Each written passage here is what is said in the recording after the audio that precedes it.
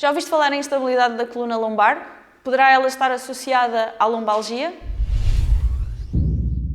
Hoje venho falar do cluster de Van Rehorst. Este cluster é constituído por uma bateria de 4 testes. Utilizamos-lo para ferramenta de diagnóstico numa lombalgia para percebermos se existe algum tipo de instabilidade da coluna lombar e até que ponto o nosso paciente irá beneficiar de um trabalho de estabilidade. O primeiro teste que vamos ver chama-se teste de busca de movimentos anormais, em que vamos pedir ao nosso paciente para fazer uma flexão do tronco à frente e vamos tentar perceber se existe alguma queixa de dor, se o paciente indica com as mãos alguma queixa de dor, se acelera ou desacelera no movimento de flexão ou de extensão. Vamos também tentar perceber como é que é o ritmo lombopélvico do paciente.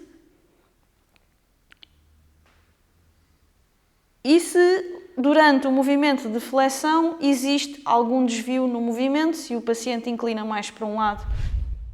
O segundo teste que iremos realizar, Postero-Anterior Spring Test, com o paciente em decúbito ventral, iremos aplicar pressões nos diferentes níveis da coluna lombar e tentar perceber se o paciente com a pressão refere se existe alguma dor.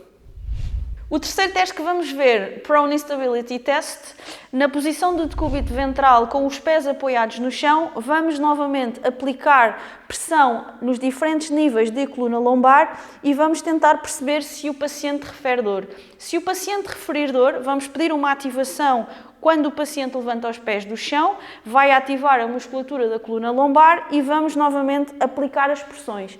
Se percebermos que a dor diminui ou até mesmo deixa de existir, estamos perante um caso em que o paciente vai beneficiar de um trabalho de estabilidade da coluna lombar. O quarto teste que vamos ver chama-se Straight Leg Raise. Com o paciente em decúbito dorsal, vamos fazer uma flexão da coxa, mantendo sempre o joelho em extensão e iremos tentar perceber se o paciente, a partir dos 90 graus, oferece alguma resistência ao movimento e, no caso de não oferecer qualquer tipo de resistência ao movimento, poderemos estar perante um caso de laxidão ligamentar dos ligamentos da coluna lombar. Espero que tenhas gostado do nosso vídeo, não te esqueças de pôr um like e de subscrever o nosso canal. No próximo vídeo vou mostrar-te exercícios para a estabilidade da coluna lombar. Obrigada por teres assistido.